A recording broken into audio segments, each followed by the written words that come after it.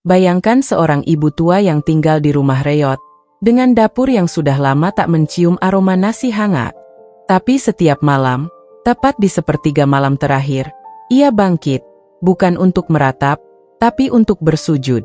Tak ada yang tahu bahwa sujudnya itu akan menjadi saksi atas keajaiban yang akan mengubah nasib hidupnya. Dan malam itu, doanya dijawab seketika. Bismillah walhamdulillah, jika video ini muncul di beranda kamu, ini adalah petunjuk dari Allah kepadamu. Setidaknya tulislah sholawat kepada Nabi Muhammad SAW dalam komentar. Insya Allah bisa jadi bukti kecintaan kita untuk mendapatkan syafaat kelak di akhirat, dan semoga diijabah semua doa dan keinginanmu. Assalamualaikum warahmatullahi wabarakatuh. Teman-teman, syukur alhamdulillah kita bisa berjumpa lagi di channel ini. Sholawat dan salam selalu dan tetap tercurahkan kepada junjungan kita, kepada Nabi besar Muhammad SAW. Allahumma sholli ala Sayyidina Muhammad wa ala ali Sayyidina Muhammad.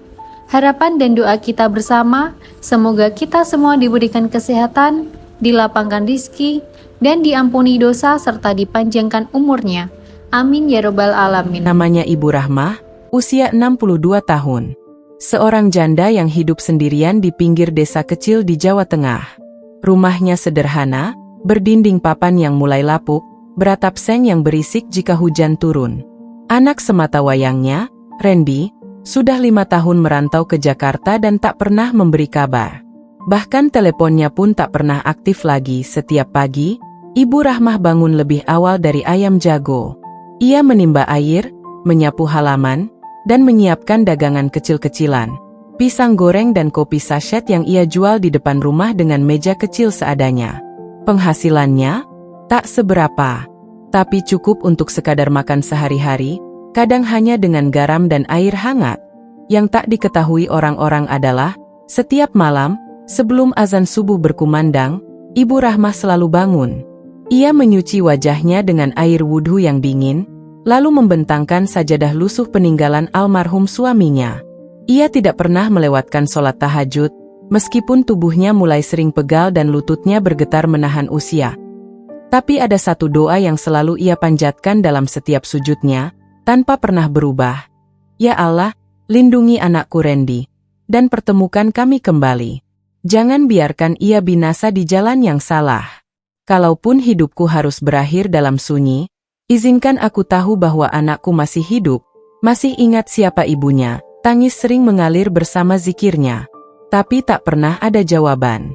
Hingga malam itu, malam yang akan mengubah segalanya, saat langit tampak lebih gelap dari biasanya, dan angin malam mengiris kulit tua Ibu Rahmah, ia kembali menengadah, bersujud lebih lama dari biasanya. Kali ini, dengan hati yang seolah pecah karena rindu yang tak pernah terjawab, Ya Allah, aku tak kuat lagi. Kalau Engkau berkehendak, tunjukkan aku satu saja tanda, bahwa Engkau masih mendengar doaku, dan saat itulah, sebuah keajaiban mulai mengetuk pintu hidupnya. Malam itu begitu sunyi. Setelah menutup doanya dengan linangan air mata, Ibu Rahmah tetap duduk di atas sajadahnya. Biasanya ia langsung berzikir atau melanjutkan dengan witir, tapi kali ini hatinya gelisah. Entah mengapa, ada rasa berbeda. Ada rasa seolah ada yang akan datang, atau pergi. Tiba-tiba, suara angin bertiup kencang menembus celah-celah dinding rumah. Selembar foto tua yang selama ini tertempel di dinding kamar tiba-tiba jatuh ke lantai. Ibu Rahmah terkejut, lalu berjalan pelan memungutnya. Foto itu adalah satu-satunya kenangan bersama Randy sebelum ia pergi ke Jakarta. Dalam foto itu, Randy masih mengenakan seragam SMA dan tersenyum ceria di sebelah ibunya. Randy, gumamnya lirih sambil memeluk foto itu. Tak lama setelah itu, terdengar suara motor berhenti di depan rumah. Tidak biasa ada orang mampir ke rumahnya di jam seperti ini. Pukul 3:15 dini hari. Ibu Rahmah agak takut, tapi juga penasaran. Tok, tok, tok, suara ketukan pelan terdengar di pintu kayu rumahnya. Dengan langkah hati-hati, ia membuka pintu. Seorang pria muda berdiri di hadapannya, mengenakan jaket ojek online. Wajahnya asing, tapi ada sesuatu di matanya yang membuat Ibu Rahmah terpaku. Permisi Bu, maaf ganggu malam-malam. Saya cuma disuruh antar paket ini. Namanya Bu Rahmah? Ibu Rahmah mengangguk pelan. Iya, saya sendiri. Pria itu menyerahkan sebuah kotak kecil berbungkus kardus coklat. Tidak ada pengirim. Hanya tulisan. Untuk ibu yang selalu menunggu. Tangan Ibu Rahmah gemetar. Ia membuka perlahan dan menemukan dua benda. Sebuah ponsel baru dalam keadaan hidup, dengan satu pesan belum dibaca. Dan secari kertas tulisan tangan, Bu, doakan aku. Aku belum berani pulang. Tapi aku masih hidup. Maafkan aku belum bisa jadi anak yang baik.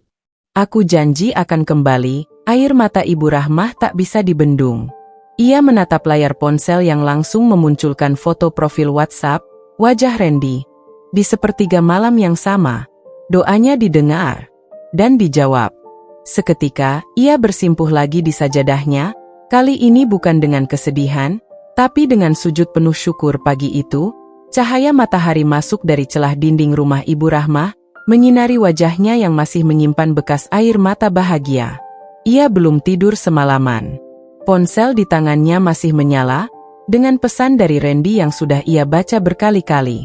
Ia bahkan belum membalasnya, terlalu gemetar, terlalu bingung harus menulis apa setelah bertahun-tahun kehilangan kabar. Akhirnya, dengan suara lirih dan jari gemetar, ia membalas, "Nak, Ibu nggak minta apa-apa.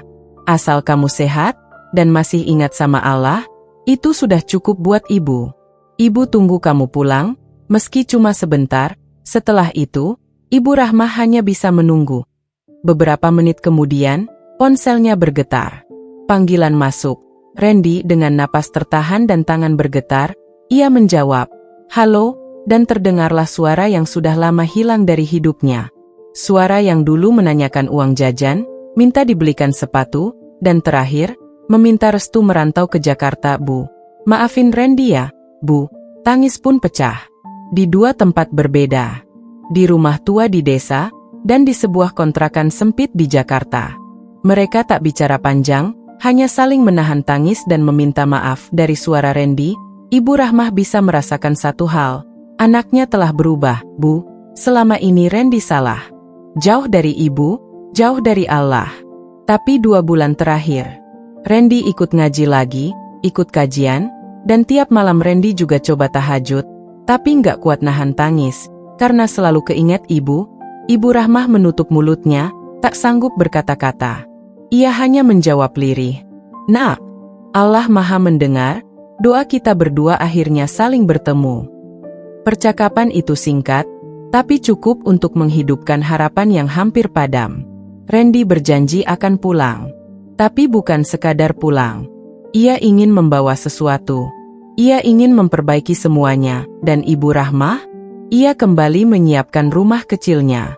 Menyapu halaman, membersihkan kamar Randy yang sudah lama kosong, bahkan mengeluarkan baju batik tua yang dulu hanya ia simpan untuk hari raya. Karena hari kepulangan Randy adalah hari rayanya seorang ibu. Hari yang dinanti akhirnya tiba. Pagi itu, langit begitu cerah.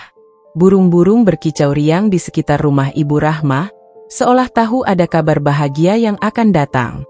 Ibu Rahmah sudah bangun sejak subuh, bahkan semalaman ia tak bisa tidur. Di dapur, ia merebus air untuk membuat teh manis dan menanak nasi dengan sedikit lauk tempe goreng. Itu semua ia siapkan untuk menyambut anaknya yang akan pulang hari ini.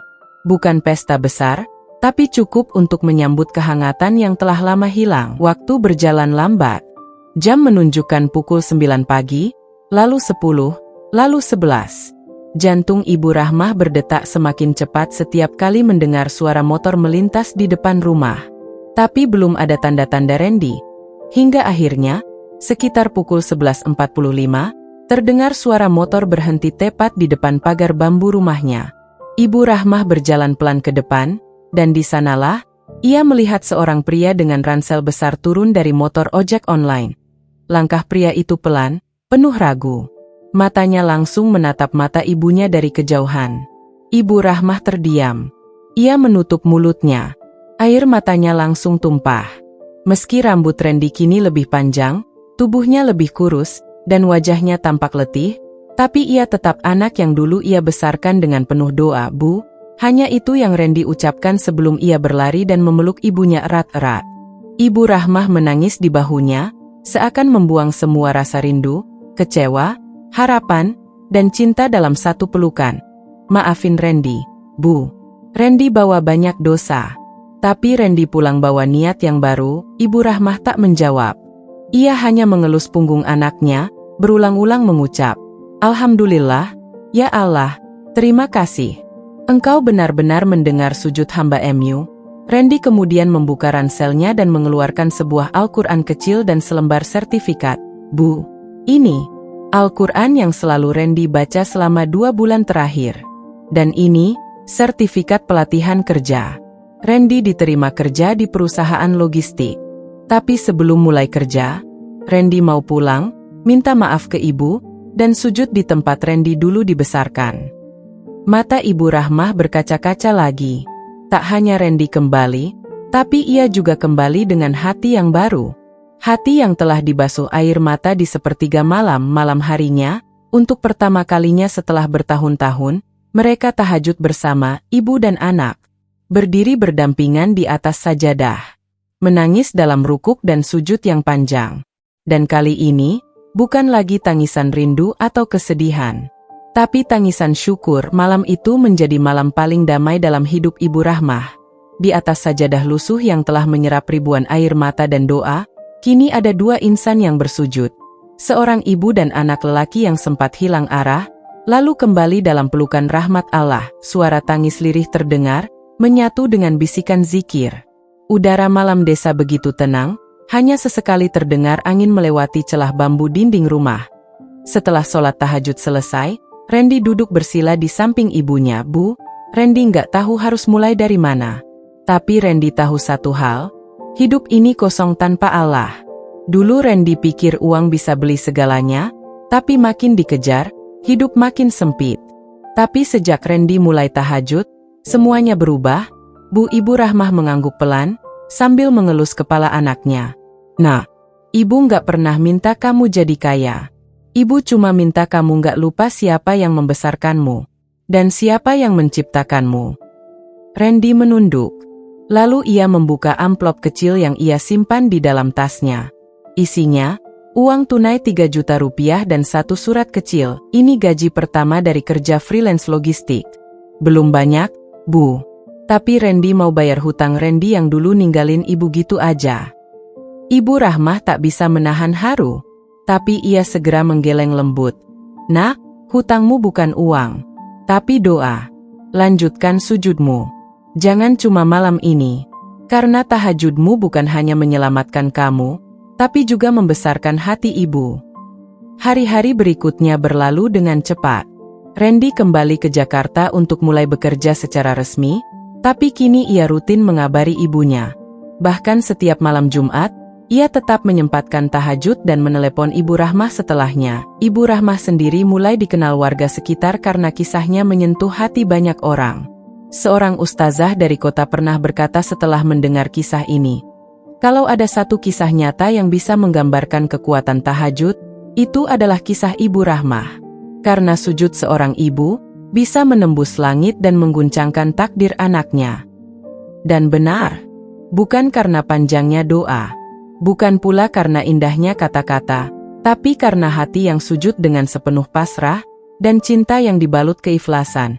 Itulah yang membuka langit. Itulah yang membuat doa Ibu Rahmah dikabulkan seketika. Sahabat, tahukah kamu? Malam adalah waktu paling sunyi, tapi justru disitulah Allah paling dekat dengan hambanya. Bangkitlah, meski berat. Sujudlah, meski air mata tak sanggup lagi tertahan. Karena bisa jadi, satu sujudmu malam ini adalah sujud yang mengubah takdirmu selamanya. Jika kamu tersentuh oleh kisah ini, bantu sebarkan kebaikan dengan klik like, komentar, saya siap bangun malam, dan subscribe channel Rayyan Entertainment untuk kisah inspiratif Islami lainnya.